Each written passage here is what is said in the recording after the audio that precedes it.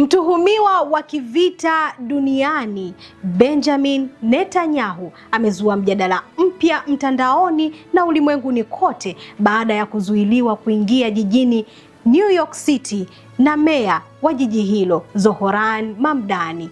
Fuatilia makala hii na mimi mtangazaji wako Mariam Milondomo.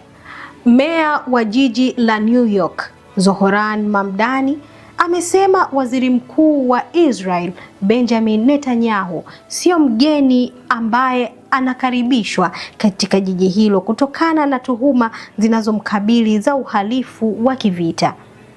Katika mazungumzo yake, Mamdani alisema utawala wake ulifanya tathmini ya kisheria kuhusu uwezekano wa mamlaka za New York kumkamata Netanyahu kwa kuzingatia hati ya kukamatwa iliyotolewa na mahakama ya kimataifa ya uhalifu maarufu kama ICC.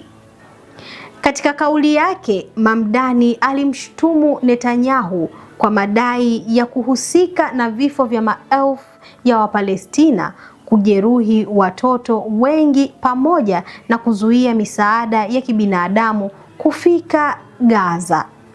Madai ambayo yamekuwa yakijadiliwa kimataifa. Hata hivyo, Mamdani alifafanua kuwa mapitio ya kisheria yaliyobaini kuwa jiji la New York halina mamlaka ya kutekeleza hati hiyo ya ICC. Hivyo, hakuthibitisha kuwa Netanyahu angekamatwa endapo angewasili jijini humo. Kauli hiyo imeibua mjadala mkubwa katika duru za kimataifa, huku ikiangazia tena mgogoro unaoendelea kati ya Israel na Palestina na nafasi ya sheria za kimataifa katika kushughulikia viongozi wanaokabiliwa na tuhuma za uhalifu wa kivita.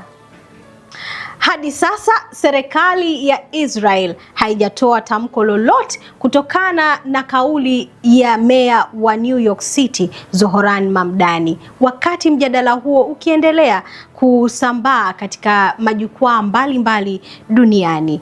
Endelea kutufuatilia katika mitandao yetu ya kijamii Tanzania Panorama Media. Mimi ni Mariam Milondomo.